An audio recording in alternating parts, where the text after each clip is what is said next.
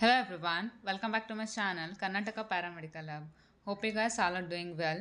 First time ನನ್ನ ಚಾನಲ್ನ visit ಮಾಡಿದ್ರೆ ಪ್ಲೀಸ್ ನನ್ನ ಚಾನಲ್ ಸಬ್ಸ್ಕ್ರೈಬ್ ಮಾಡಿ, ಶೇರ್ ಮಾಡಿ ಮತ್ತು ವೀಡಿಯೋಸ್ನ ಲೈಕ್ ಮಾಡಿ. ಸೊ ನಾವು ಥರ್ಡ್ DMLT ಬಯೋಕೆಮಿಸ್ಟ್ರಿ ಟಾಪಿಕ್ಸ್ನ ಡಿಸ್ಕಸ್ ಮಾಡ್ತಿದ್ವಿ. ಅದರಲ್ಲಿ ಲಿವರ್ ಫಂಕ್ಷನ್ ಟೆಸ್ಟ್ನ ಡಿಸ್ಕಸ್ ಮಾಡ್ತಿದ್ವಿ. ಸೊ ಲಿವರ್ ಫಂಕ್ಷನ್ ಟೆಸ್ಟ್ನಲ್ಲಿ ಹಲವೊಂದು ಟಾಪಿಕ್ಗಳು ಕವರ್ ಮಾಡಿದ್ದೀನಿ. ಸೊ ಅದನ್ನು ಚೆಕ್ಔಟ್ ಮಾಡಿಲ್ಲ ಅಂತಂದರೆ ಡಿಸ್ಕ್ರಿಪ್ಷನ್ ಬಾಕ್ಸಲ್ಲಿ ಲಿಂಕ್ ಕೊಟ್ಟಿರ್ತೀನಿ, ಹೋಗಿ ನೋಡಿ. ಸೊ ಇವತ್ತು ನಾವು ಜಾಂಡೀಸ್ ಬಗ್ಗೆ ಓದೋಣ. Jaundice is very most important which can be asked for the 5 marks. Jaundice and its biochemical findings ಅಂತಲೇ 5 ಮಾರ್ಕ್ಸಿಗೆ ಕೇಳ್ತಾರೆ. ಈಗ ಲಾಸ್ಟ್ ಇಯರ್ ಆ್ಯನ್ಯುವಲ್ನಲ್ಲಿ jaundice and its biochemical findings ಅಂತ 5 ಮಾರ್ಕ್ಸಿಗೆ ಕ್ವಶನ್ ಕೇಳಿದರು. ಸೊ ಹಾಗಾಗಿ this is very important topic ಅಂತ ಹೇಳ್ಬೋದು. ಸೊ ನಿಮಗೆಲ್ಲ ಗೊತ್ತಿರೋ ಹಾಗೆ ಏನು ಜಾಂಡೀಸ್ ಅಂತ ಅಂದರೆ ಜನರಲ್ ಆಗಿ ಈಗ ಯಾರಾದರೂ ಕೇಳಿದ್ರೆ ಏನಪ್ಪ ಜಾಂಡೀಸ್ ಅಂದರೆ, ಅಥವಾ ಯಾರಾದರೂ ಜಾಂಡೀಸ್ ಇಂದ ಸಫರ್ ಪಡ್ತಿದ್ದಾರೆ ಅಂತಂದರೆ ನಿಮ್ಮ ತಲೆಯಲ್ಲಿ ಒಂದೇ ಬರೋದಲ್ವಾ, ಏನಂತ, that is yellow colouration of skin ಅಲ್ವಾ.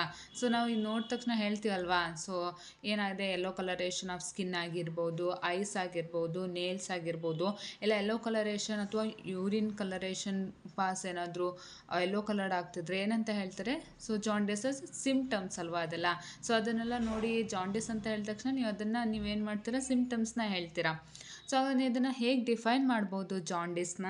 So how do define the jaundice? So jaundice can be defined as the yellow coloration of skin.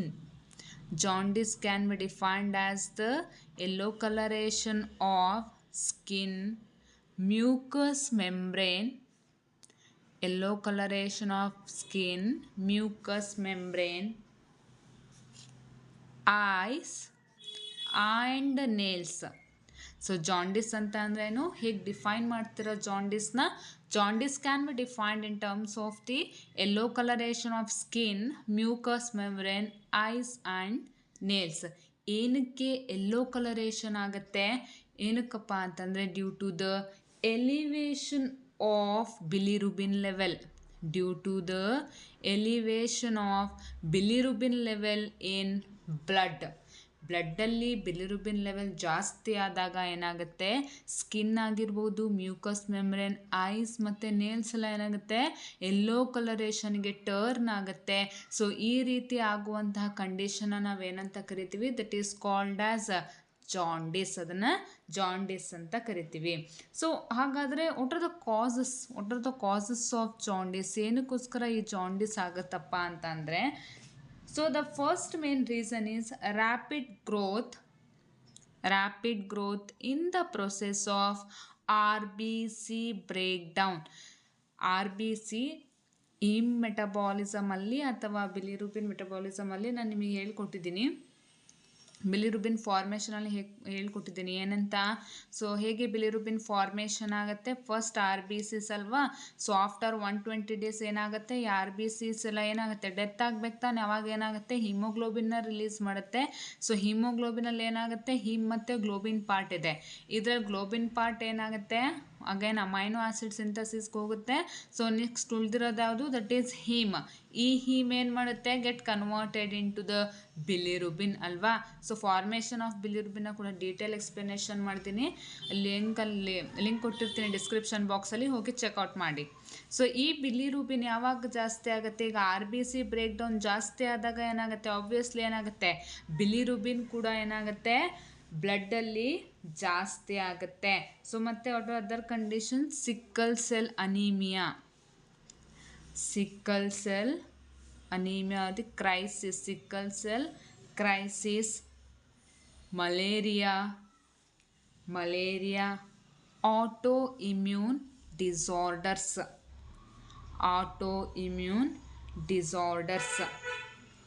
So these are all the causes of jaundice. ಯಾವುದು, in case ಏನಾದರೂ RBC break down ಜಾಸ್ತಿ ಆದರೆ ಏನಾಗುತ್ತೆ, ಬಿಲಿರುಬಿನ್ ಕೂಡ ಏನಾಗುತ್ತೆ, ಜಾಸ್ತಿ formation ಆಗುತ್ತೆ ಅಲ್ವಾ. ಸೊ ಇದೆಲ್ಲ ಆಗೋದು ಯಾವ ಕಂಡೀಷನ್ಸಲ್ಲಿ, that is the sickle cell crisis, malaria ಮತ್ತು ಕೆಲವೊಂದು ಆಟೋ ಇಮ್ಯೂನ್ ಡಿಸಾರ್ಡರ್ಸಲ್ಲಿ ಏನಾಗಬಹುದು, ಜಾಂಡೀಸ್ ಕಾಸ್ ಮಾಡಬಹುದು. ಸೊ ಹಾಗಾದರೆ what are the symptoms? So what are the ರೋಗ ಲಕ್ಷಣಗಳು ಏನೇನು? So what are the symptoms? Symptoms of jaundice. So ನಿಮಗೆ ಹೇಳ್ದಾಗೆ ಏನಂತ ಹೇಳಿದೆ ಇದು ಗೊತ್ತಿದೆ ಅಲ್ವಾ. ಸೊ ಸಿಂಪ್ಟಮ್ಸ್ ಅಂತ ಅಂದರೆ ಈಸಿಯಾಗಿ ಹೇಳ್ಬೋದು. ಏನು ಯೆಲ್ಲೋ ಕಲರೇಷನ್ ಆಫ್ ಸ್ಕಿನ್ ಆಗಿರ್ಬೋದು, ಮ್ಯೂಕಸ್ ಮೆಂಬ್ರೇನ್ ಆಗಿರ್ಬೋದು, ಐಸ್ ಮತ್ತು ನೇಲ್ಸ್ ಆಗಿರ್ಬೋದು, ಮತ್ತೇನು dark yellow coloured urination also ಅಲ್ವಾ. Dark yellow coloured urinations. So ಇನ್ನು ಕೆಲವೊಂದು ಮತ್ತೆ what are the other symptoms ಏನೇನಪ್ಪ ಅಂತಂದರೆ ಇನ್ ಅಡ್ವಾನ್ಸ್ ಸ್ಟೇಜಸಲ್ಲಿ ಏನಾಗುತ್ತೆ, it causes the so symptom ಏನು ಫೀವರ್, ನಾಸಿಯಾ ಅಂತಂದರೆ ದಟ್ ಈಸ್ ವಾಮಿಟಿಂಗ್ ಸೆನ್ಸೇಷನ್, ಮತ್ತು ವಾಮಿಟಿಂಗ್ ಆಗುವಂಥದ್ದು, ಮತ್ತು ಪೇನ್ ಇನ್ ಅಬ್ಡೋಮೆನ್, ಹೆಡ್ಡೇಕ್, ತಲೆನೋವು, ವೀಕ್ನೆಸ್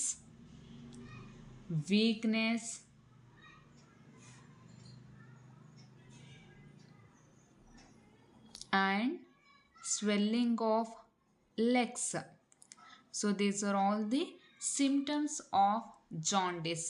ಒಂದೇನು so that is yellow colouration of skin yellow ಆಗುವಂಥದ್ದು, ಮತ್ತು ಮ್ಯೂಕಸ್ ಮೆಂಬ್ರೇನ್, ಐಸ್ ಮತ್ತು ನೇಲ್ಸ್ ಎಲ್ಲ ಎಲ್ಲೋ ಆಗುವಂಥದ್ದು. Along with that other symptoms ಆಗೋದು ಫೀವರ್, ಜ್ವರ ಬರೋದು, ನಾಸಿಯಾ ಅಂತಂದ್ರೇನು ವಾಮಿಟಿಂಗ್ ಸೆನ್ಸೇಷನ್ ಆಗುವಂಥದ್ದು, ವಾಮಿಟಿಂಗ್, ಮತ್ತೇನು ಹೊಟ್ಟೆಯಲ್ಲಿ ನೋವಾಗುವಂಥದ್ದು, ತಲೆನೋವು, weakness, swelling of legs. So these are all the symptoms of the jaundice. So ಎಕ್ಸಾಮಲ್ಲಿ ನಾ ಯಾವ ಪ್ರೊಸೆಸರ್ ಹೇಳ್ಕೊಡ್ತಿದ್ದೀನೋ ಅದೇ ರೀತಿ ನೀವು ಬರಿಬೇಕಾಗತ್ತೆ ಅಲ್ವಾ. ಯಾವುದೋ ಎಕ್ಸಾಮಲ್ಲಿ ಬರಿಬೇಕಾದ್ರೆ so steps are very important ಅಲ್ವಾ, ನೀಟಾಗಿ ಬರಿತಾ ಹೋಗಬೇಕು. ಸೊ ನಿಮಗೆ ನೋಟ್ಸನ್ನು ಟೆಲಿಗ್ರಾಮ್ ಲಿಂಕ್ ಕೊಟ್ಟಿರ್ತೀನಿ, ಅಲ್ಲಿ ಹೋಗಿ ಚೆಕ್ಔಟ್ ಮಾಡಿ. So these are all the symptoms of the jaundice. So next is the types of jaundice. ಇದನ್ನು ಕೂಡ ಇದೆಲ್ಲ ಮೋಸ್ಟ್ ಇಂಪಾರ್ಟೆಂಟ್, ಬರಿಬೇಕಾಗುತ್ತೆ ಎಕ್ಸಾಮಲ್ಲಿ 5 ಮಾರ್ಕ್ಸಿಗೆ ಕೇಳಿದ್ರೆ. So types of jaundice. So there are 3 types of jaundice. So jaundice can be classified into the 3 major types. ಯಾವ್ದು? The first one is the hemolytic jaundice.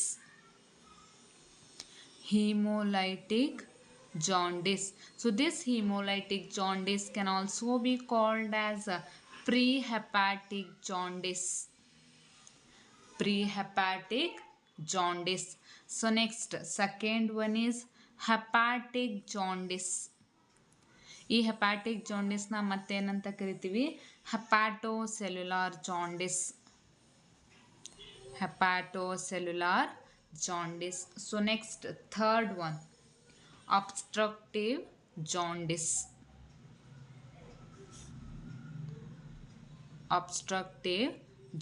So jaundice can be classified into the 3 major types. That is, first one is hemolytic jaundice, that can also be called as prehepatic jaundice.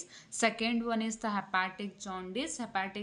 na ಮತ್ತೆ ಏನಂತ ಕರಿತೀವಿ, ಹೆಪಾಟೋಸೆಲ್ಯುಲರ್ jaundice ಅಂತಲೂ ಕರಿತೀವಿ. So third one is the obstructive jaundice, that can also be called as post hepatic jaundice. So there are 3 main types of the jaundice. So jaundice can be classified into these 3 main types. So ಇದರಲ್ಲಿ ಏನು ಮಾಡಬೇಕು, ಹಿಮೋಲೈಟಿಕ್, ಈಗ ಪ್ರತಿಯೊಂದು ಜಾಂಡಿಸ್ನ discuss ಮಾಡ್ತಾ ಹೋಗೋಣ. Along with that biochemical ಫೈಂಡಿಂಗ್ಸ್ನ ಕೂಡ ಓದಬೇಕಾಗತ್ತೆ. ಅದರಲ್ಲಿ first one ಯಾವುದು, ಹಿಮೋಲೈಟಿಕ್ ಜಾಂಡಿಸ್. ಹೆಸರಲ್ಲೇ ಇದೆ ಅಲ್ವಾ, ಏನಂತ ಇದೆ, ಹಿಮೋಲೈಟಿಕ್. ಹೀಮೋ ಅಂತಂದ್ರೇನು, RBCs ಏನಾಗೋದು, ಲೈಟಿಕ್ ಅಂತಂದ್ರೇನು, ಲೈಸಿಸ್. ಹಾಗಾದರೆ ಹಿಮೋಲೈಟಿಕ್ ಜಾಂಡಿಸ್ ಯಾವಾಗ ಆಗುತ್ತೆ, it is due to the increased hemolysis of erythrocytes, that is RBCs ಅಲ್ವಾ. ಸೊ ಹಿಮೋಲೈಟಿಕ್ ಜಾಂಡಿಸ್ ಏನಕ್ಕೆ ಆಗ್ಬೋದು, ಹಿಮೋಲೈಸಿಸ್ ಆಫ್ RBCs ಏನಾದರೂ ಜಾಸ್ತಿ ಬ್ರೇಕ್ ಡೌನ್ ಆದರೆ ಏನಾಗುತ್ತೆ, so it is due to the increased hemolysis of erythrocytes. ಏನಕ್ಕೆ, due to the incompatible blood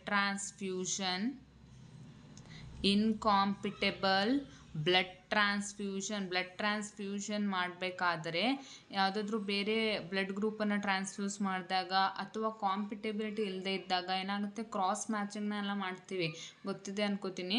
so cross matching ಮಾಡೇ ತಾನೇ ನಾವು ಪೇಷಂಟಿಗೆ ಏನು ಮಾಡ್ತೀವಿ, ಡೋನರ್ ಬ್ಲಡ್ಡನ್ನು ಪೇಷಂಟಿಗೆ ಕೊಡ್ತೀವಿ ಟ್ರಾನ್ಸ್ಫ್ಯೂಷನಿಗಲ್ವಾ. ಅದೇ ಇನ್ ಕೇಸ್ ಬ್ಲಡ್ ಕಾಂಪಿಟಬಿಲಿಟಿ ಇಲ್ಲ ಅಂದರೆ ಏನಾಗುತ್ತೆ, ದಟ್ ಲೀಡ್ಸ್ ಟು ದ ಏನಾಗುತ್ತೆ, ಬ್ರೇಕ್ ಡೌನ್ ಆಗ್ತಾ ಹೋಗುತ್ತೆ. RBCs ಎಲ್ಲ ಏನಾಗುತ್ತೆ, ಬ್ರೇಕ್ ಡೌನ್ ಆಗುತ್ತೆ, ಲೈಸಿಸ್ ಆಗುತ್ತೆ. Hemolytic jaundice, it is increased hemolysis of erythrocytes. It is due to the ಏನಕ್ಕೆ ಆಗ್ಬೋದಪ್ಪ ಅಂತಂದರೆ ಇನ್ಕಾಂಪಿಟೇಬಲ್ ಬ್ಲಡ್ ಟ್ರಾನ್ಸ್ಫ್ಯೂಷನ್ ಇರ್ಬೋದು, ಮಲೇರಿಯಾ ಇರಬಹುದು, ಅಥವಾ sickle cell anaemia.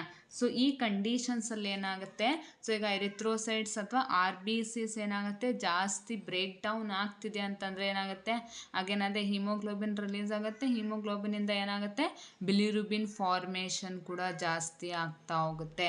So ಬಿಲಿರುಬಿನ್ formation ಏನಾಗುತ್ತೆ, ಲಿವರ್ ಕೆಪಾಸಿಟಿಗಿಂತ ಜಾಸ್ತಿ ಏನಾಗುತ್ತೆ, ಬಿಲಿರುಬಿನ್ ಫಾರ್ಮೇಷನ್ ಆಗ್ತಾ ಹೋಗುತ್ತೆ. ಸೊ ಈ ಜಾಸ್ತಿ ಬಿಲಿರುಬಿನ್ ಇದ್ದಿದ್ದು ಏನಾಗುತ್ತೆ, ಜಾಸ್ತಿ ಫಾರ್ಮೇಷನ್ ಆಗಿರುವಂಥ ಬಿಲಿರುಬಿನ್ ಏನಾಗುತ್ತೆ, excreted into the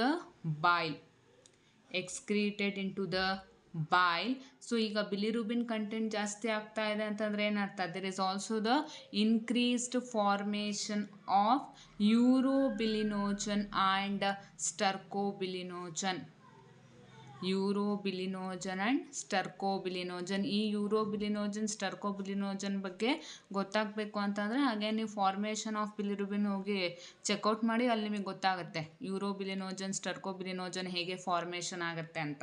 so that leads to the increased formation of the urobilinogen and ಸ್ಟರ್ಕೋಬಿಲಿನೋಜನ್.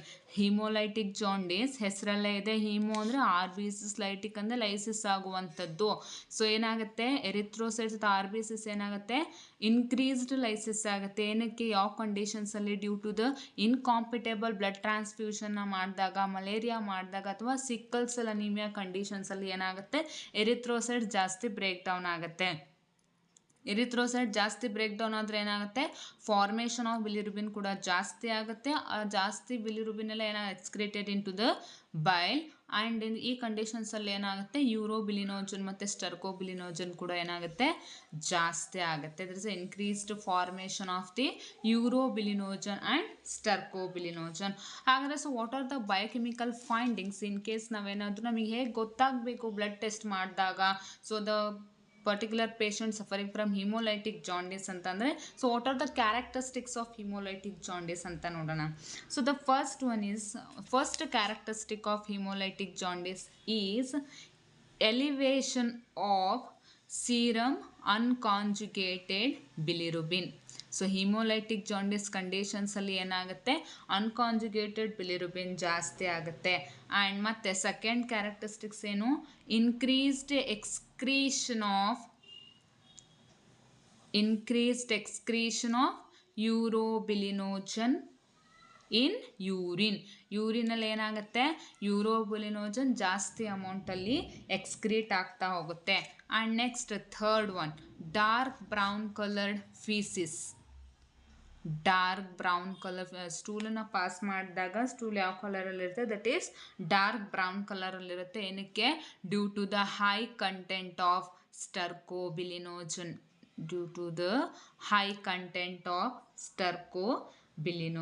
So these are all the characteristics of the hemolytic jaundice. Hemolytic jaundice ಆದಾಗ ಸೊ ಏನೇನು ಕ್ಯಾರೆಕ್ಟರಿಸ್ಟಿಕ್ಸನ್ನು ನೋಡ್ಬೋದು, ಅನ್ಕಾಂಜುಗೇಟೆಡ್ ಬಿಲಿರುಬಿನ್ ಜಾಸ್ತಿ ಆಗುತ್ತೆ, ಯೂರೋಬಿಲಿನೋಜನ್ ಯೂರಿನಲ್ಲಿ ಜಾಸ್ತಿ ಅಮೌಂಟಲ್ಲಿ excrete ಆಗ್ತಾ ಹೋಗುತ್ತೆ, ಮತ್ತು ಫೀಸಸ್ ಕೂಡ ಡಾರ್ಕ್ ಬ್ರೌನ್ ಕಲರಲ್ಲಿ ಎಕ್ಸ್ಕ್ರೀಟ್ ಆಗುತ್ತೆ. ಏನಕ್ಕೆ, due to the increased excretion of the stercobilinogen. So this is the hemolytic jaundice.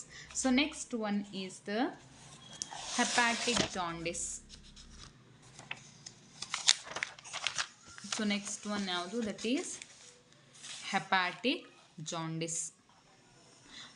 Hepatic jaundice ಹೆಸರಲ್ಲೇ ಇದೆ ತಾನೆ, ಹೆಪ್ಯಾಟಿಕ್ ಅಥವಾ ಹೆಪ್ಯಾಟೋಸೆಲ್ಯುಲರ್ ಜಾಂಡಿಸ್. ಏನಕ್ಕೆ ಆಗ್ಬೋದು, so what are the reasons, ಏನಕ್ಕೆ ಆಗ್ಬೋದು hepatocellular jaundice. Hepatic and it is related to liver. Hepatic ಅಥವಾ hepatocellular ಅಂತ ಅಂದ್ರೇನು, ಲಿವರ್ ಸೆಲ್ಸ್ ಅಲ್ವಾ. So it is caused by the, ಏನು ಕಾಸ್ ಆಗುತ್ತಪ್ಪ ಹೆಪ್ಯಾಟಿಕ್ ಜಾಂಡಿಸ್ ಅಂತ ಅಂದರೆ, ಡಿಸ್ಫಂಕ್ಷನ್ ಆಫ್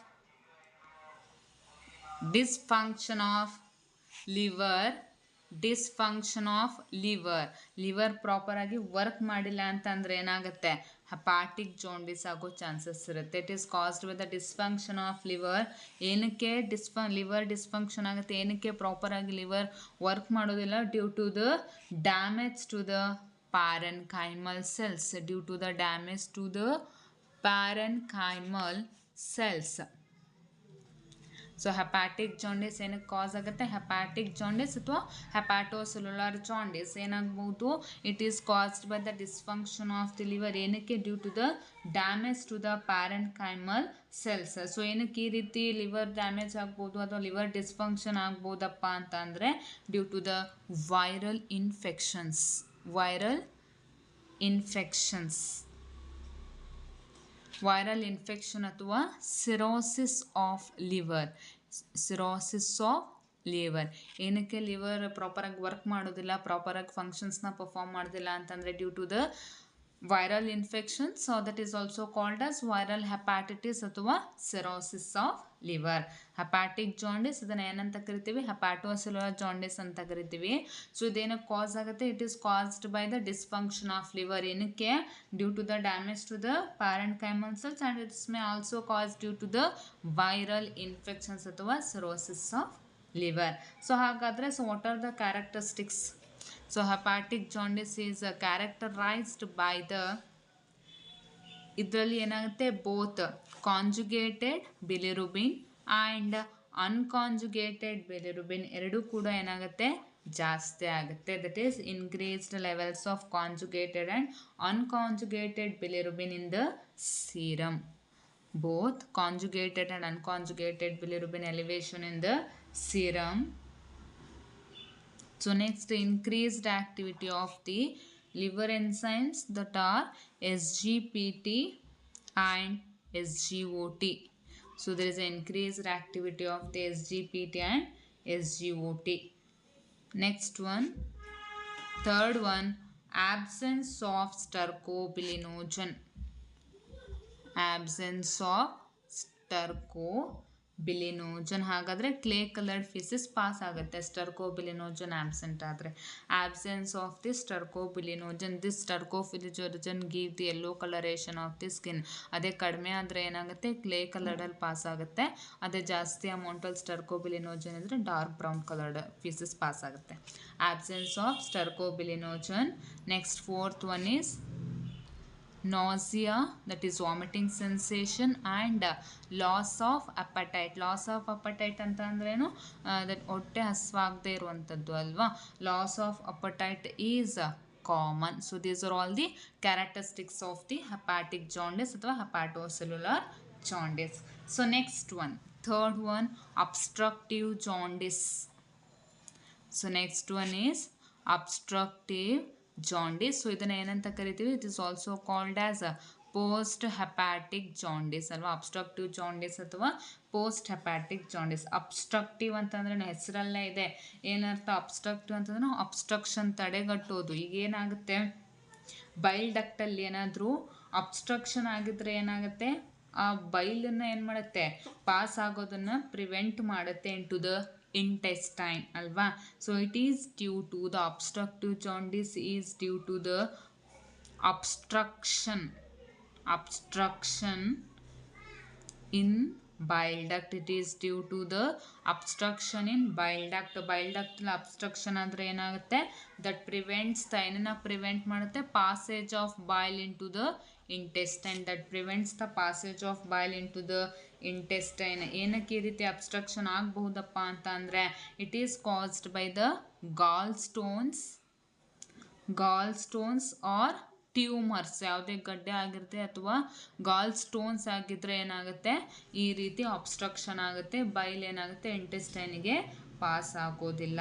ಹಾಗಾದರೆ ಬ್ಲಾಕೇಜ್ ಆಗೋದ್ರಿಂದ ಏನಾಗುತ್ತೆ, ಬೈಲ್ ಡಕ್ಟ್ ಬ್ಲಾಕೇಜ್ ಆಗೋದ್ರಿಂದ ಏನಾಗುತ್ತೆ, ಅಗೇನ್ ಕಾಂಜುಗೇಟ್ ಆಗಿರುವಂತಹ ಬಿಲಿರುಬಿನ್ ಏನಾಗುತ್ತೆ, ಎಂಟರ್ಸ್ ಇಂಟು ದ ಸರ್ಕ್ಯುಲೇಷನ್. ಹಾಗಾದರೆ ಹೇಳ್ತೀರಾ what are the first characteristics, ಯಾವ ಬಿಲಿರುಬಿನ್ ಜಾಸ್ತಿ ಆಗುತ್ತೆ ಸಿರಮಲ್ಲಿ ಅಂತ. ಸೊ ಏನಾಗುತ್ತೆ, ಅಬ್ಸ್ಟ್ರಕ್ಟಿವ್ ಜಾಂಡಿಸಲ್ಲಿ ಏನೋ ಅಬ್ಸ್ಟ್ರಕ್ಟ್ ಆಗ್ತಿದೆ, ಅದಕ್ಕೋಸ್ಕರ ಏನಾಗುತ್ತೆ ಬೈಲ್ ಡಕ್ಟಲ್ಲಿ ಏನಾಗುತ್ತೆ, ಬೈಲ್ ಡಕ್ಟಲ್ಲಿ ಅಬ್ಸ್ಟ್ರಕ್ಷನ್ ಆದಾಗ ಏನಾಗುತ್ತೆ, ಬೈಲನ್ನು ಇಂಟೆಸ್ಟೈನಿಗೆ ಪಾಸ್ ಆಗೋದನ್ನು ಏನು ಪ್ರಿವೆಂಟ್ ಮಾಡುತ್ತಲ್ವಾ. ಸೊ ಈ ಬ್ಲಾಕೇಜಿಂದ ಏನಾಯಿತು, ಕಾಂಜುಗೇಟೆಡ್ ಬಿಲಿರುಬಿನ್ ಏನಾಯಿತು, ಲಿವರಿಂದ ಏನಾಯಿತು ಇಂಟೆಸ್ಟೈನಿಗೆ ಹೋಗಿಲ್ಲ, ಡೈರೆಕ್ಟಾಗಿ ಏನಾಯಿತು ಸರ್ಕ್ಯುಲೇಷನ್ಗೆ ಎಂಟರ್ ಆಯಿತು. ಹಾಗಾದರೆ ಕ್ಯಾರೆಕ್ಟರಿಸ್ಟಿಕ್ಸಲ್ಲಿ ಯಾವ ಬಿಲಿರುಬಿನ್ ಇನ್ಕ್ರೀಸ್ಡ್ ಕಾನ್ಸಂಟ್ರೇಷನ್ ಇರುತ್ತೆ ಕಮೆಂಟ್ ಮಾಡಿ. So next, so what are the characteristics ಏನಪ್ಪ ಅಂತಂದರೆ, ದ ಫಸ್ಟ್ ಒನ್ ಈಸ್, ಇದರಲ್ಲಿ ಸೀರಮ್ ಆಲ್ಕಲೈನ್ ಫಾಸ್ಫಟೇಸ್, ಇದು ಕೂಡ ಲಿವರ್ ಎನ್ಸೈಮ್ ಅಲ್ವಾ. Serum alkaline phosphatase is elevated. Serum alkaline phosphatase is elevated. So second one is clay colored feces. ಏನಕ್ಕಾಗುತ್ತೆ clay colored feces, ಏನಕ್ಕೆ ಯಾವಾಗ pass ಆಗುತ್ತೆ, due to the absence of stercobilinogen. The absence of stercobilinogen. So next, so what are the other characteristics ಏನಪ್ಪ ಅಂತಂದರೆ, that is presence of urine bilirubin. Next one is absence of urine urobilinogen. So these are all the characteristics of the obstructive jaundice. ಏನೇನು, serum alkaline ಫಾಸ್ಫಟೇಸ್ ಜಾಸ್ತಿ ಆಗುತ್ತೆ, clay coloured faeces pass ಆಗುತ್ತೆ, ಏನಕ್ಕೆ ಸ್ಟರ್ಕೋಬಿಲಿನೋಜನ್ absent ಆಗಿರೋದ್ರಿಂದ, ಮತ್ತು presence of urine ಬಿಲಿರುಬಿನ್, ಅಂದರೆ ಏನಾಗುತ್ತೆ urine ಬಿಲಿರುಬಿನ್ ಜಾಸ್ತಿ ಆದರೆ ಏನಾಗುತ್ತೆ ಡಾರ್ಕ್ ಕಲರ್ಡ್ ಯೂರಿನೇಷನ್ ಆಗುತ್ತೆ, and also the absence of urobilinogen. So 5 ಮಾರ್ಕ್ಸಿಗೆ ಕೇಳಿದ್ರೆ ಇಷ್ಟನ್ನು ಬರಿಬೇಕಾಗತ್ತೆ. ಏನು ಬರೀತೀರಾ, ಫಸ್ಟ್ ಡೆಫಿನೇಷನ್ನ ಬರಿಬೇಕು, ಆಮೇಲೆ ಏನು ಮಾಡ್ತೀರಾ, ಕಾಸಸ್ನ ಬರಿಬೇಕು, ಸಿಂಪ್ಟಮ್ಸ್ನ ಬರಿಬೇಕು, ಮತ್ತು 3 ಟೈಪ್ಸನ್ನು ಕ್ಲಾಸಿಫೈ ಮಾಡಿ ಅದರ ಕ್ಯಾರೆಕ್ಟರಿಸ್ಟಿಕ್ಸ್ನ ಬರಿಬೇಕಾಗತ್ತೆ. This can be asked for the 5 marks and it is one of the most important question.